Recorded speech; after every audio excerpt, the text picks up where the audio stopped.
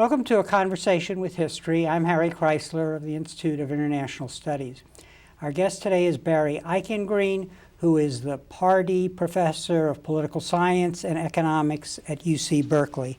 His new book is Exorbitant Privilege: The Rise and Fall of the Dollar and the Future of the International Monetary System. Barry, welcome back to our program. Thank you, Harry. Let's talk about reserve currencies. What is a reserve currency and what is its function? Well, a reserve currency is a national currency, first and foremost at the moment, the US dollar, that is widely held by foreign central banks and governments. Why do they hold it?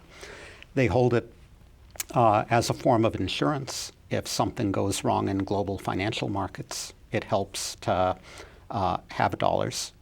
They hold it because foreign currency reserves are useful for managing the exchange rate for intervention in the foreign exchange market.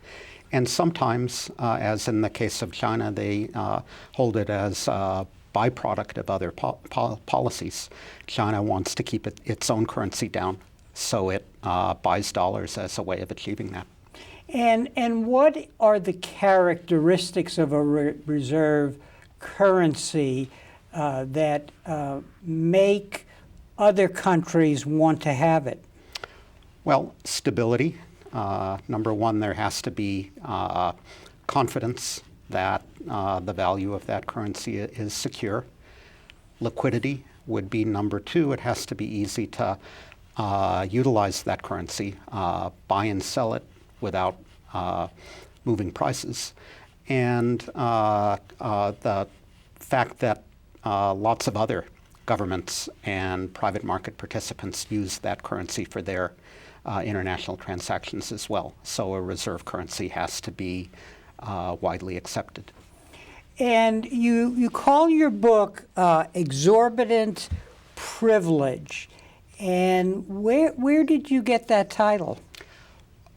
I didn't get it, but it has been widely utilized recently to refer to the fact that the dollar plays this distinctive role in the international system.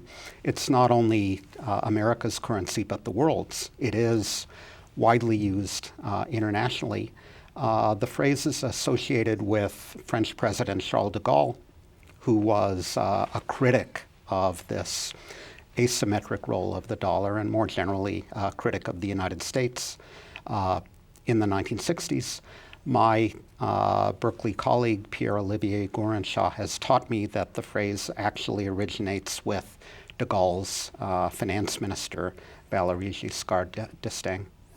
And so the idea is, and we'll talk about the exorbitant privilege, but when we're looking at a reserve currency, there is, I guess one could say there's responsibility that goes with that, and also privilege. So let's talk about the responsibility.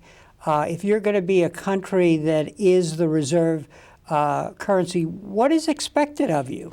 Well, you have to be a faithful steward of that currency. If you begin to inflate away its value, if the dollar, to take the example du jour, loses value on foreign exchange markets, foreign holders begin to get antsy with good reason. So your duty is first and foremost to be a good steward of the currency.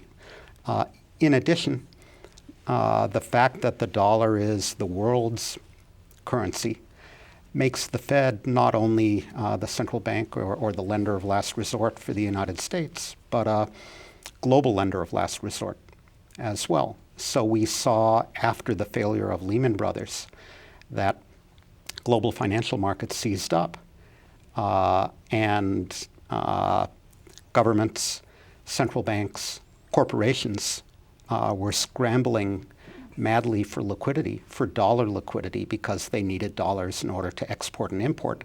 The Fed extended $30 billion credit lines to a quartet of foreign central banks as a way of reliquefying markets. So in the same way we expect our central bank in the United States to provide emergency liquidity here in difficult times, the central bank whose currency is used globally has to think and act like a global lender of last resort at times as well. And I think recently the Financial Times indicated that I think it was close to 50% of the TARP money went to foreign banks. Did I see that, or is that too high a number? Well, I think that is a separate sort of operation. But the fact of the matter is that commercial banks around the world do a lot of their business in dollars. They take, in some cases, deposits in dollars. They extend loans in dollars. When they get into financial trouble, they need dollar liquidity. And that can be provided only by the United States, whether by the Treasury through the TARP or more commonly the Federal Reserve through swap lines and credits.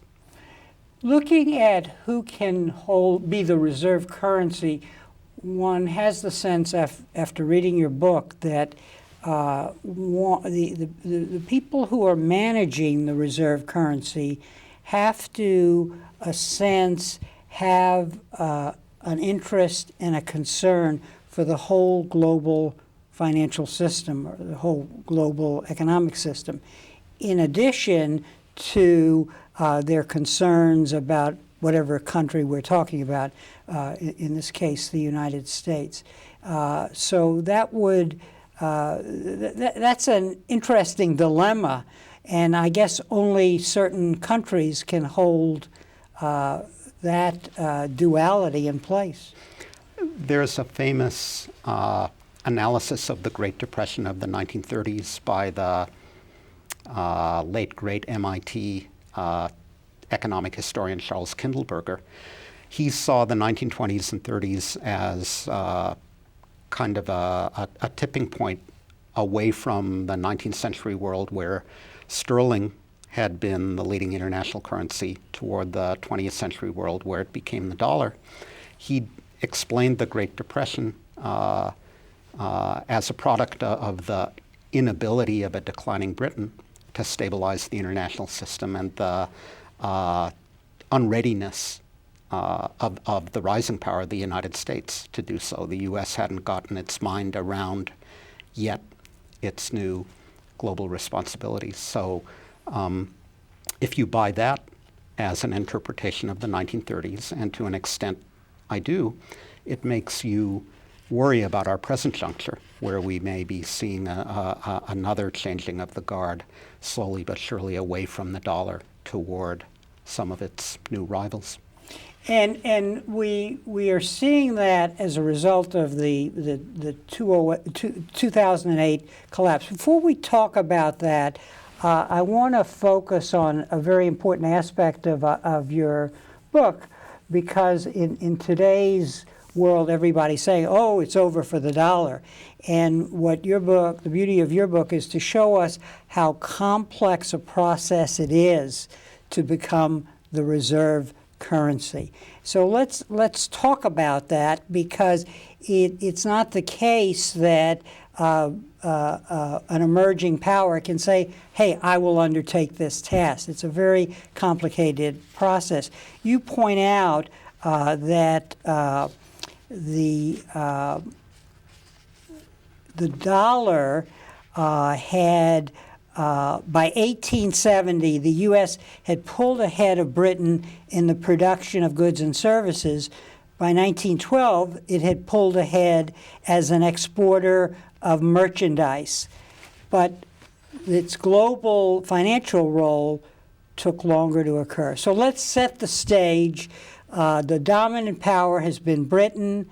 The reserve currency is sterling.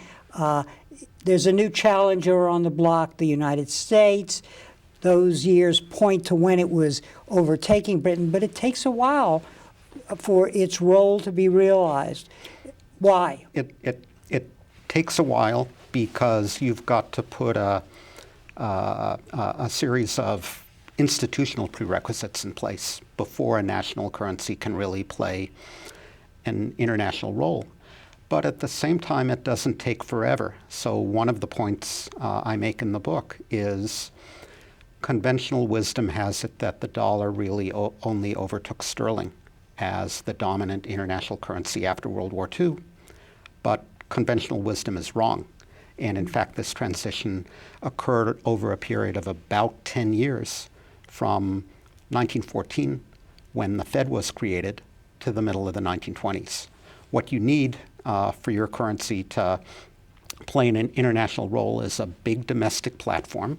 And the U.S., as you said, already had that by the late 19th century. We were a bigger economy, and by the early 20th century, a bigger trader than Britain. We needed deep and stable financial markets. We didn't have that. We had a series of financial crises in the late 19th century, again in 1907. We needed a lender of last resort to provide emergency liquidity to the markets, and we needed a sound regulatory framework. So what happened was that people began to realize that influential politicians like Nelson Aldrich and private market participants like Paul Warburg came together. One of the reasons the Fed was founded in 1914 was to stabilize domestic markets, but also internationalize the dollar. So the Fed was created. We had a central bank to backstop the market and provide international liquidity. And the Fed quite aggressively over the succeeding 10 years tried to create a market in securitized trade credits to make the dollar attractive to private international users, importers and exporters, and that in turn made it attractive to foreign central banks. So my message there is you can't rely simply on the miracle of the market. Having a big economy helps, but you need a policy initiative to make it happen. If you have that, the transition can occur quite quickly. We did it between 1914 and 1924. I'm not predicting the Chinese will do it between 2011 and 2021, but they could. And let's characterize for me the people that you just mentioned. There's Aldrich, there's Warburg, there's Strong. What was it about this group of men who over time built these institutions and got laws passed and so on? Was it about their concern about international finance, or was that just a byproduct of stabilizing the American economy, which required something like the Federal Reserve?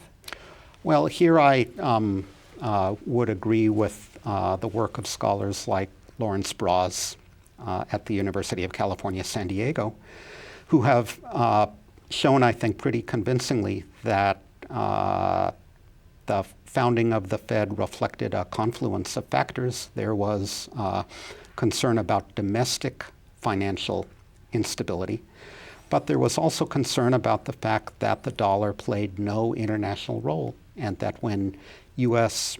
importers and exporters needed credit to finance their goods, they had to approach their domestic bank, which had to approach a correspondent in London. The trade credit was in sterling. The U.S. importer and exporter paid 2 commissions, bore the exchange risk if sterling fluctuated against the dollar. The international dimension was important. Warburg,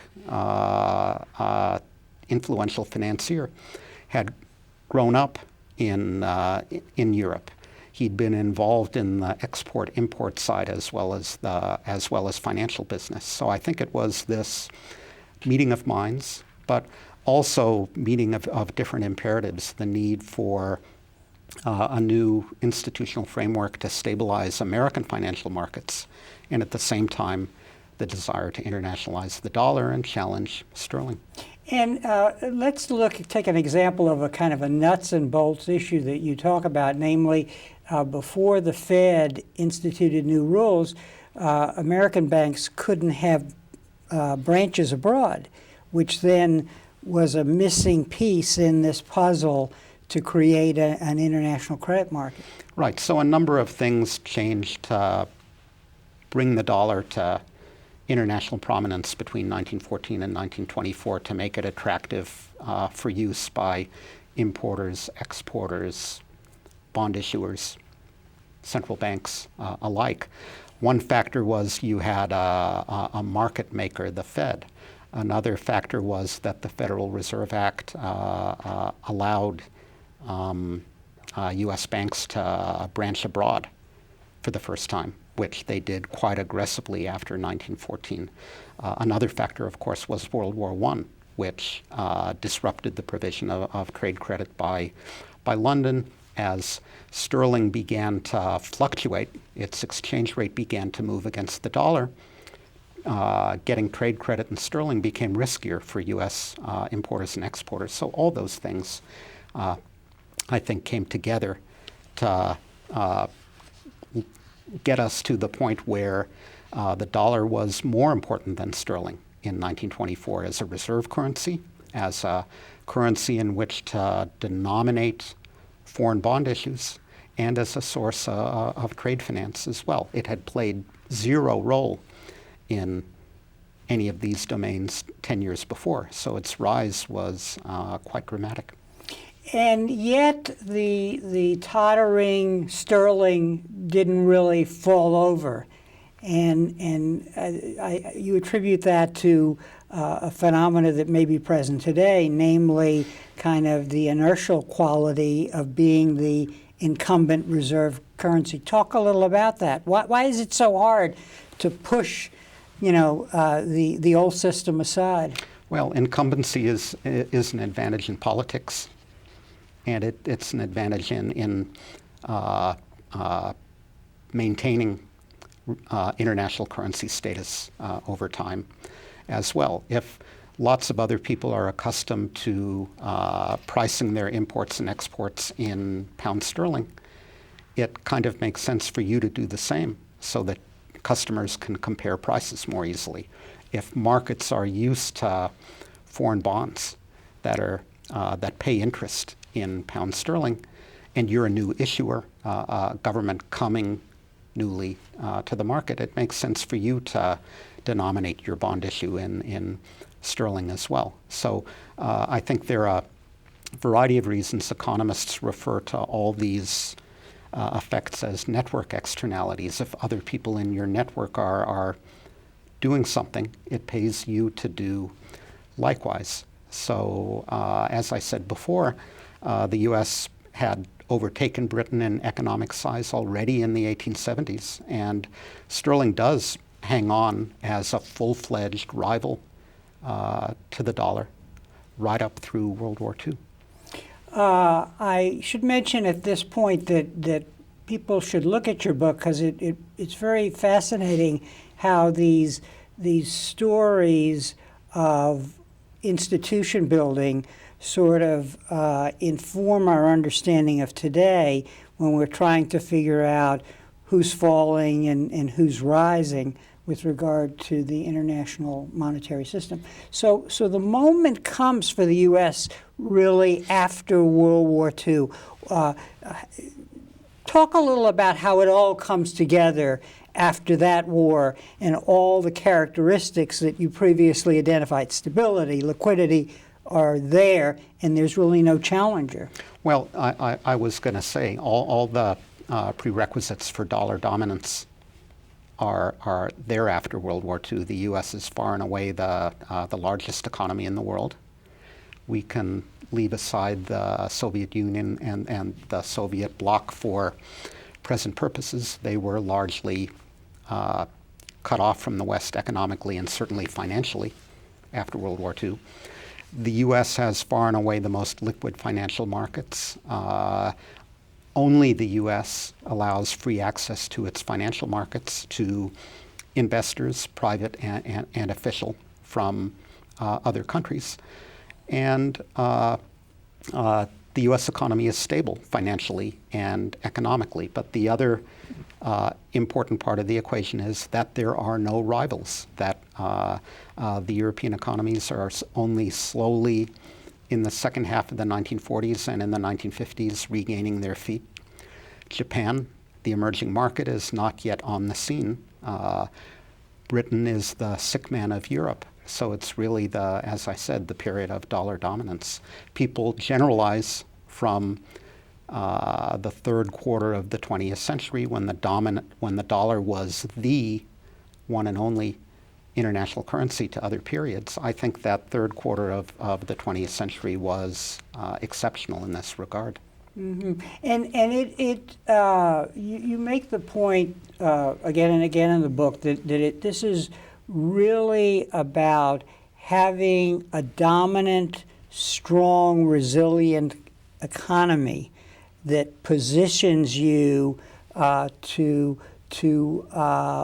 be the reserve currency. But there is a feedback and maybe a prior condition, which is that you're the dominant power in the world. So I basically argue that international currency status flows from that underlying economic strength, that the dollar derived its exorbitant privilege as the world's currency from the fact that the U.S. economy was so large, such a large share of the world economy, and that we were doing well economically and financially. There can be feedback as well. The country that is the issuer of the global currency, the global reserve currency, can basically live beyond its means. It costs us a few cents to print a $100 bill, but foreign central banks and governments have to give us $100 of real stuff in order to acquire one. So a lot depends on what we purchase with those resources. Do we live beyond our means in terms of consumption, of housing services, and consumer electronics? Do we use those resources for infrastructure investment and other things that contribute to productivity? So reserve currency status can persist. It can become self-supporting, or the opposite can be true. And going back to this notion that the reserve currency and its managers see themselves as having a global responsibility, and this is accepted by the political elite. If we look at this post-war period and the Marshall Plan, that is an example of a kind of self-interested altruism and generosity that is really key. I think it's the best example we have in 20th century U.S. history. The late 1940s and the 1950s were the period of the dollar shortage, when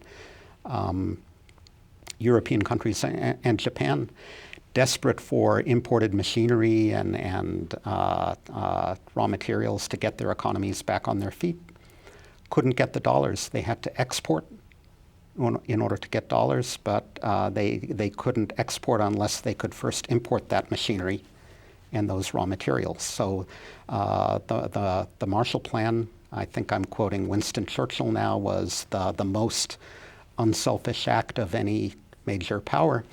The United States did a variety of other things along similar lines, like encouraging European countries to integrate with one another already in the 1950s, even though that implied some discrimination against U.S. exports.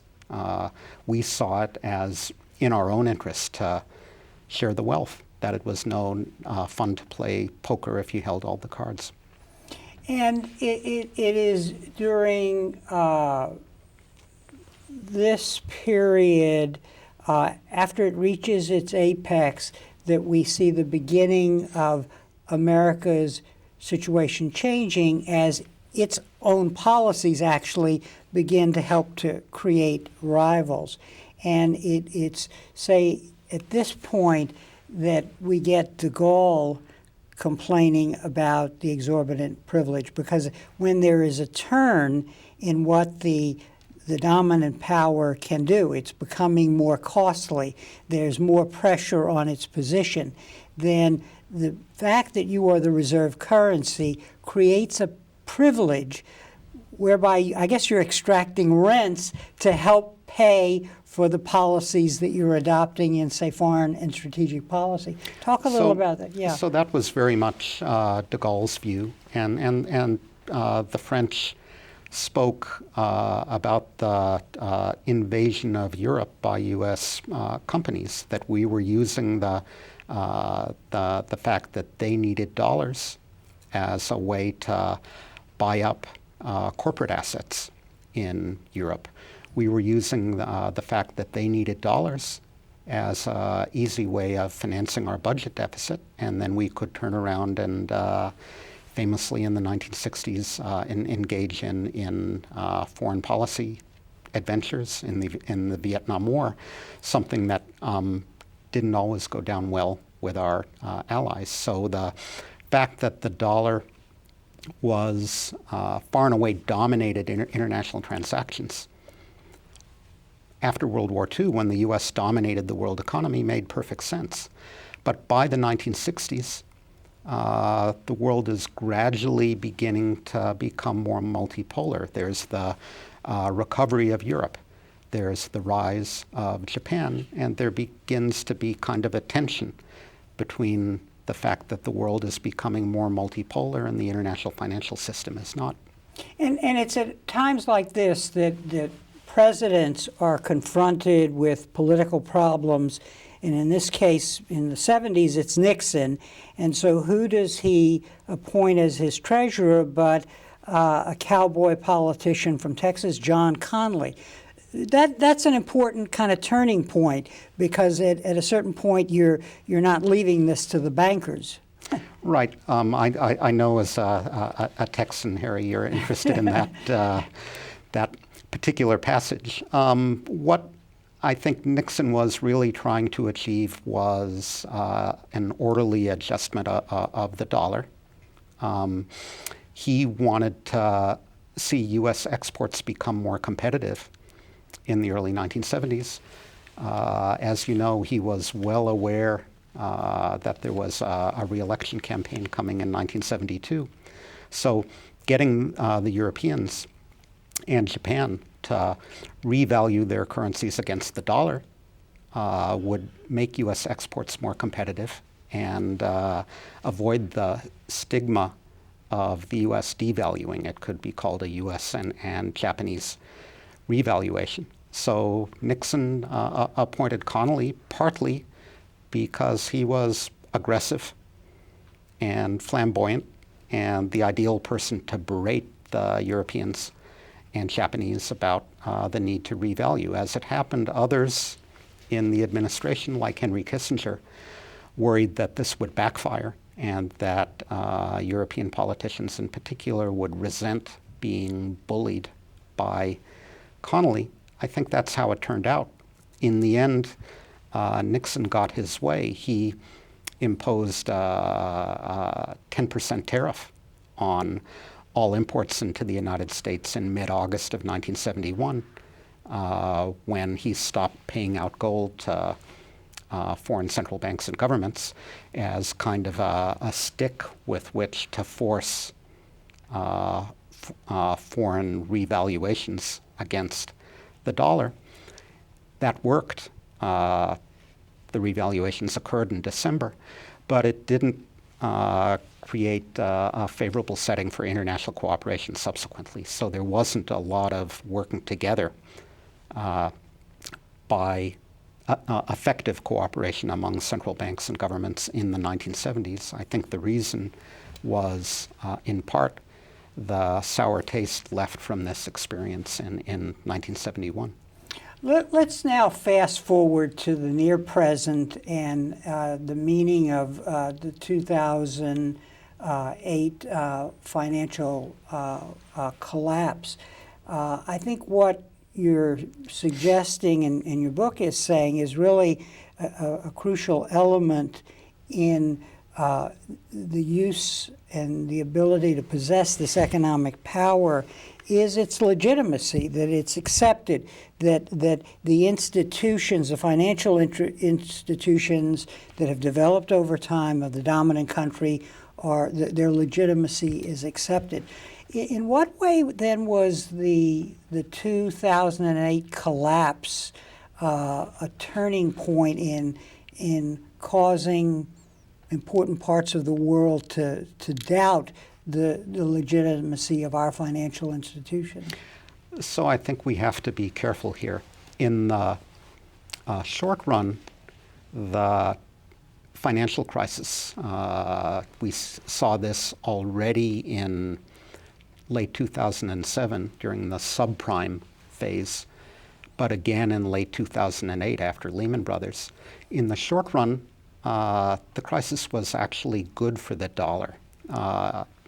Investors around the world, desperate for liquidity, all scrambled into the most liquid market, which was the U.S. Treasury bond market. So the supreme irony was that the crisis, born and bred in the United States, was actually good for the dollar in the very short run. But I think more broadly, it led investors, both private and official, to ask whether the U.S. was a reliable steward of its currency, whether it could be relied on to supervise and regulate its financial markets and institutions adequately. And insofar as the answer was maybe, or the answer was even possibly no,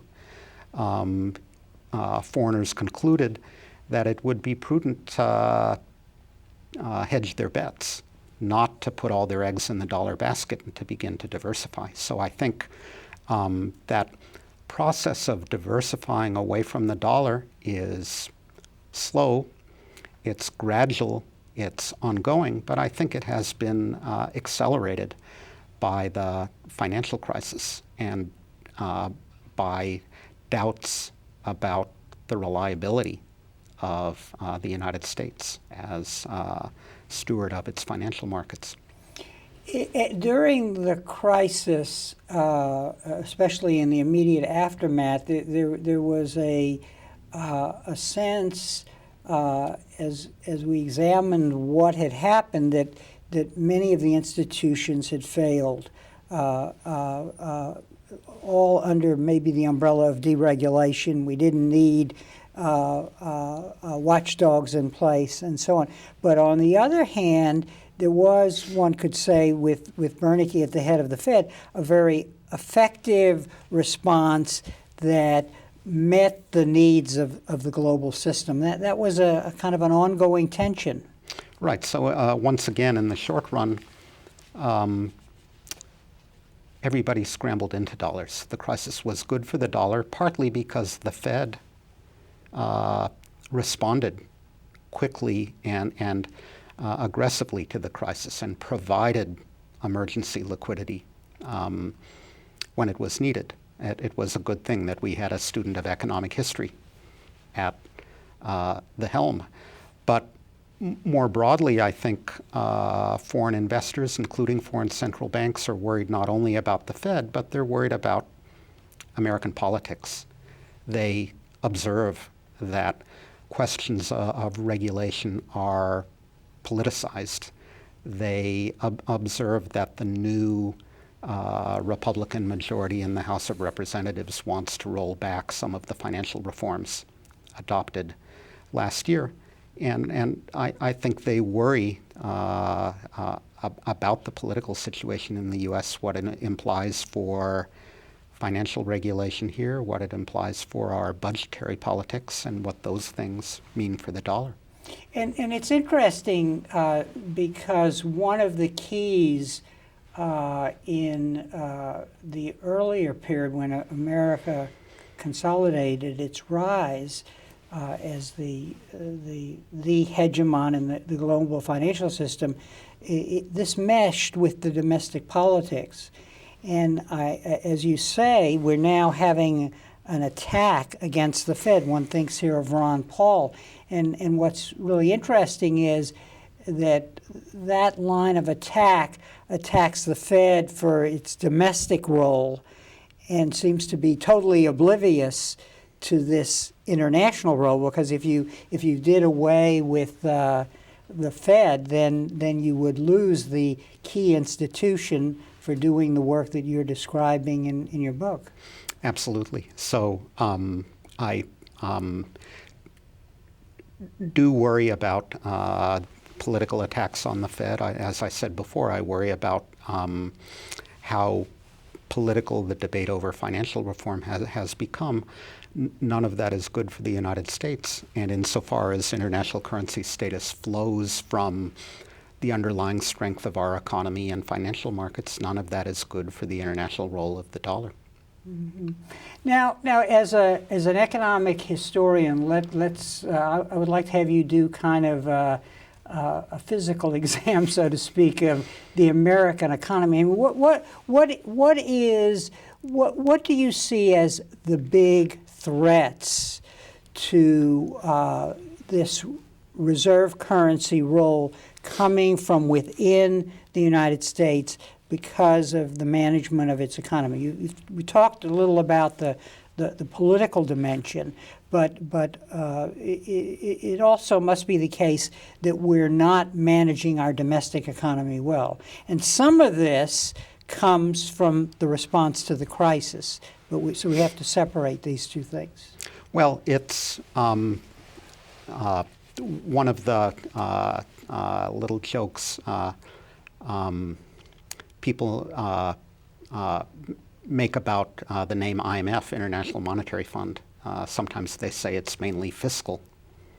In the case of the United States, the problem is mainly fiscal.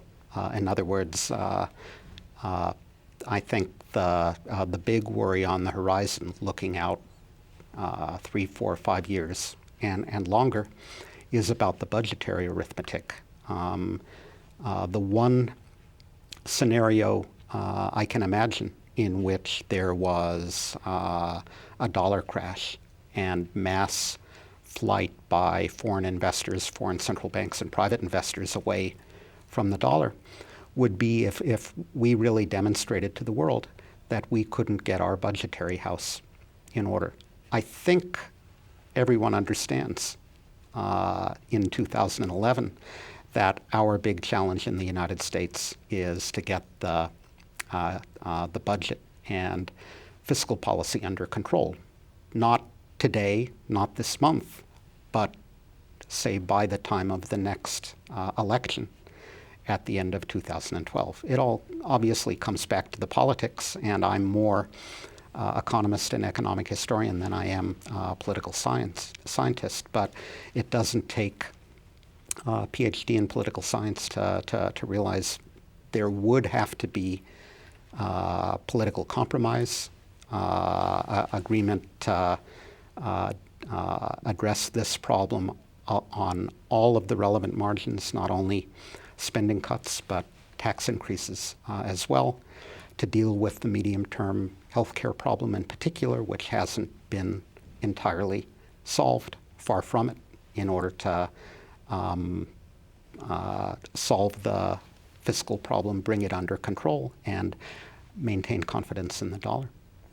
So what we have is a short-term problem, because we have to do something about unemployment, I guess, and that may require expenditures, but it's really the midterm and long-term problem that we have to address. And I guess we should point out, as you point out in the book, that this is building up over time. So you have the prescription drug Medicare benefits, the 2 wars, the tax cuts, which sort of add to the deficits.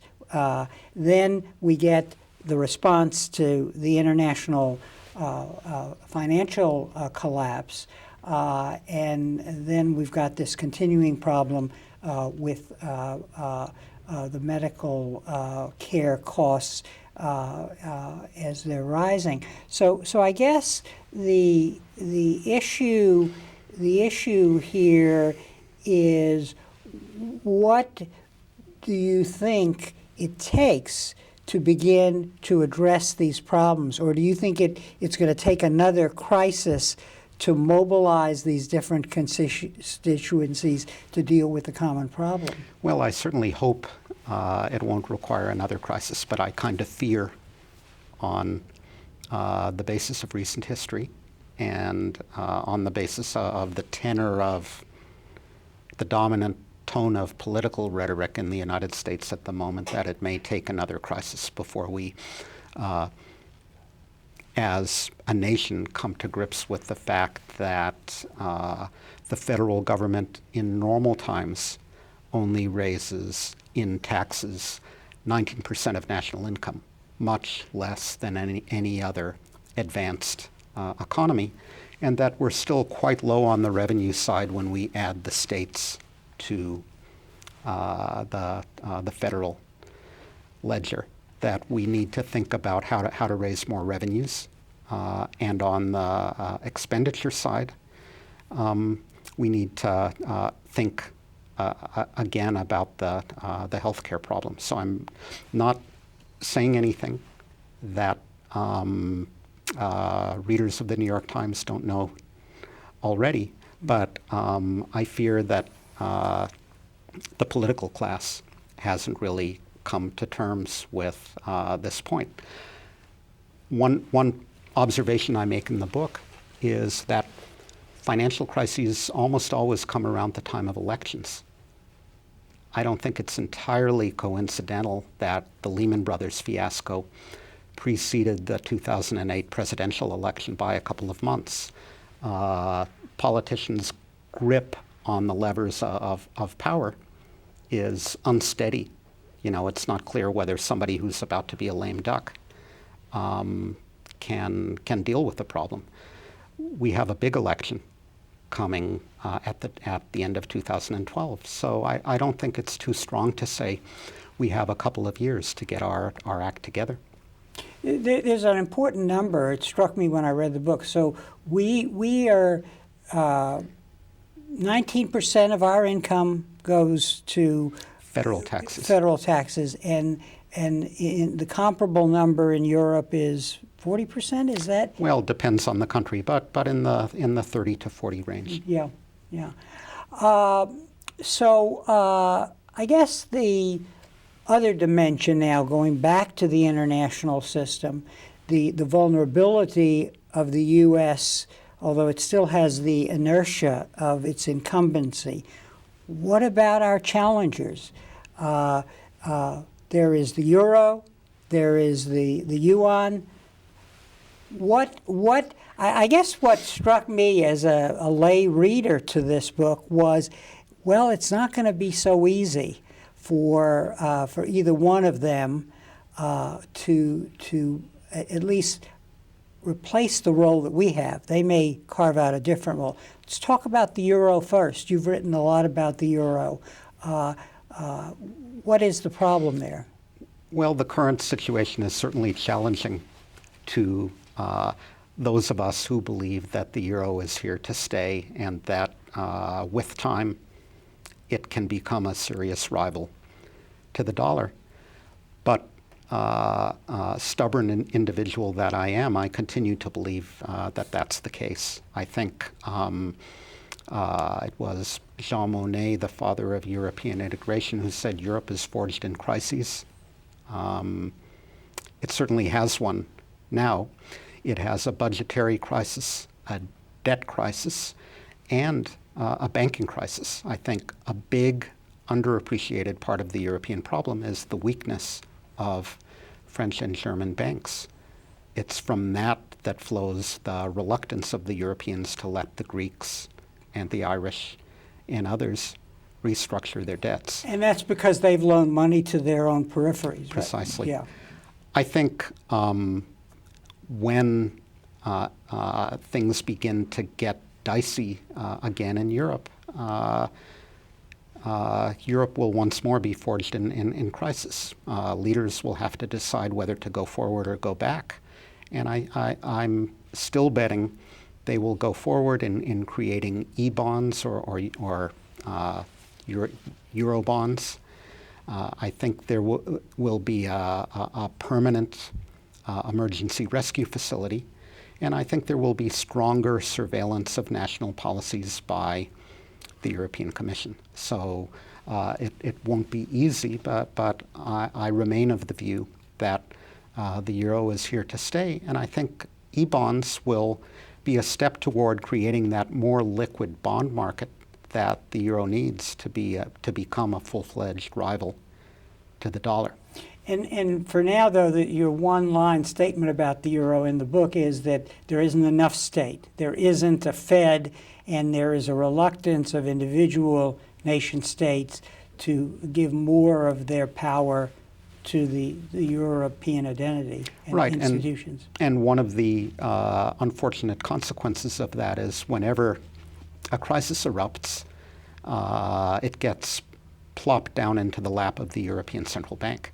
That's the one true transnational entity in Europe. When there has to be emergency action, the ECB can buy bonds, buy Greek bonds or Irish bonds the same day. But there's no European Treasury Secretary to decide on the equivalent of spending TARP money. Leaders have to get together at a series of summits, and bad things can happen while they're engaged in the lengthy process of negotiation. So the other half of that line, of course, was that Europe, the euro is a currency without a state.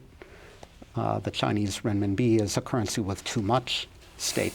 That China has this panoply of capital controls and restrictive regulations that continue to make it difficult for foreigners to utilize its currency.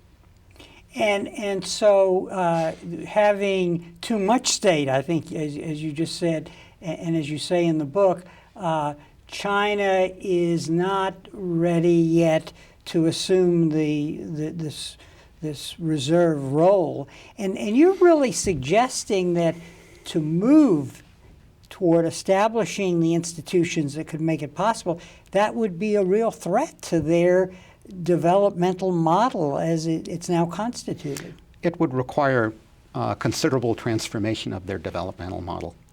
I think, however, the Chinese are committed to that. They can experiment with the effects. They do so in Hong Kong. They look and see what allowing foreigners to issue bonds in their currency would be by allowing that in Hong Kong and analyzing the consequences.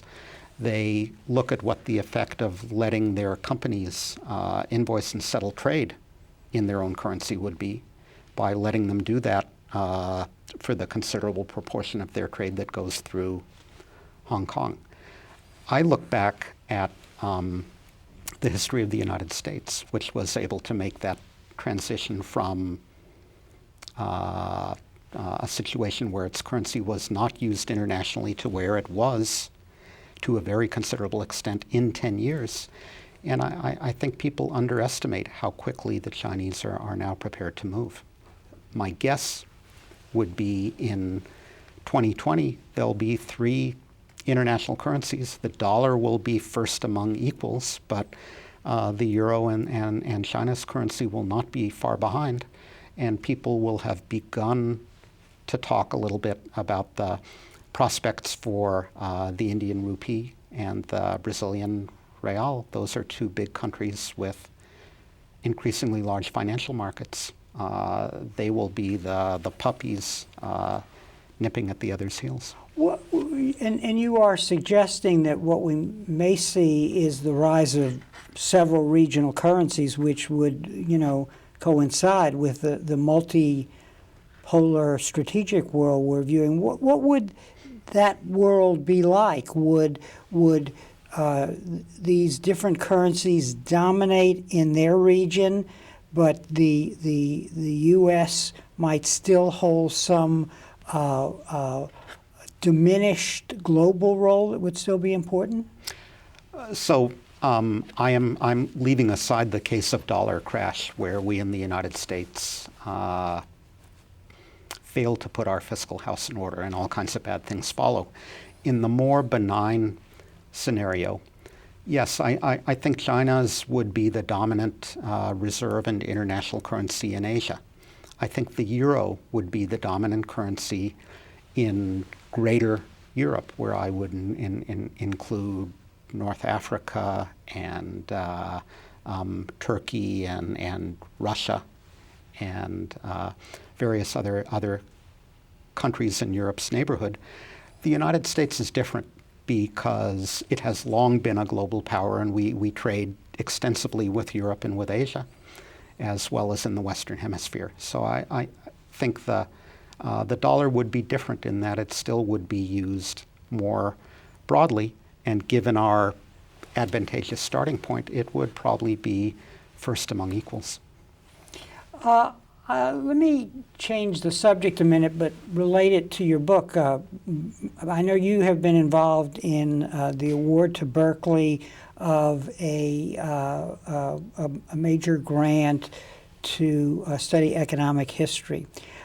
So I want to, your book seems to be a very good example of what history can bring to the policy table, because it's very clear in just what the little that we've discussed here, that by knowing the history of the rise of the dollar, you can really see clearly and in a better way what's going on and what the challenges are. Talk a little about that, and how does one make that an important agenda for students who might be interested in policy and history? I should say that I'm interested in the history first and foremost as history, because I think the stories are interesting and colorful and revealing. But I'm also interested in what the history can tell us about current policy problems and the longer term prospects. So most discussion of these matters is very, very short term. What did the minutes that the Federal Open Market Committee released the other day imply for whether the dollar will go up or down, and confidence on the part of foreign investors? I do think the longer term historical perspective helps us understand how, in this case, international currency status is gained and lost in a way that these very short-term presentist arguments do not.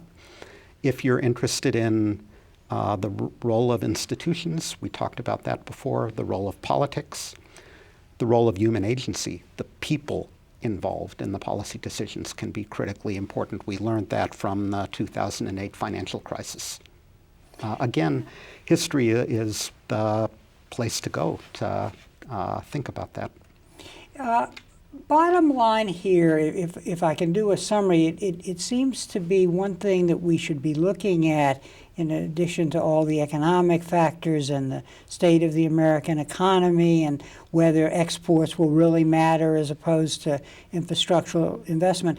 It seems implicit is the notion that great powers, if they're going to assume this role in the international economy, really have to have both a global perspective and a domestic perspective in terms of institutions and goals.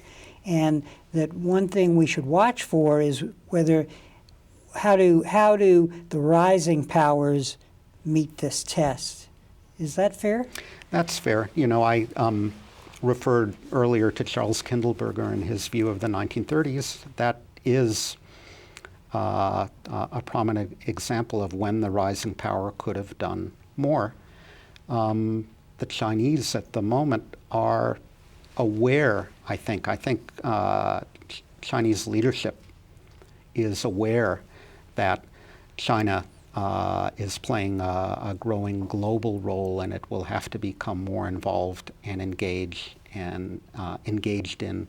It will have to exercise more leadership in the Group of 20 and the International Monetary Fund and the other organs of international cooperation. The Chinese approach to date, by and large, has been to attend and sit quietly or attend and read prepared speeches. And those few occasions when the Chinese offer new ideas, people already sit up and listen very carefully. This was true in 2009 when Governor Zhou of the People's Bank talked about the possibility that the IMF's funny money, special drawing rights, could become an international currency. And more recently, when he talked about how we're moving toward a multiple reserve currency world, which is my view, the Chinese need to step up. And if you agree with my view that their currency will be a major international currency in 10 years, they will also have to provide policy leadership over the same interval. Barry, on that note, for the future, I want to thank you for joining us today. Let me show your book again, and I think it's a very clear history that the lay reader, in addition to the academic community, will want to look at to understand the role that policy, the role that history can play in informing policy. Thank you very much for the book, and thank you for joining us. Thank you. And thank you very much for joining us for this conversation with history.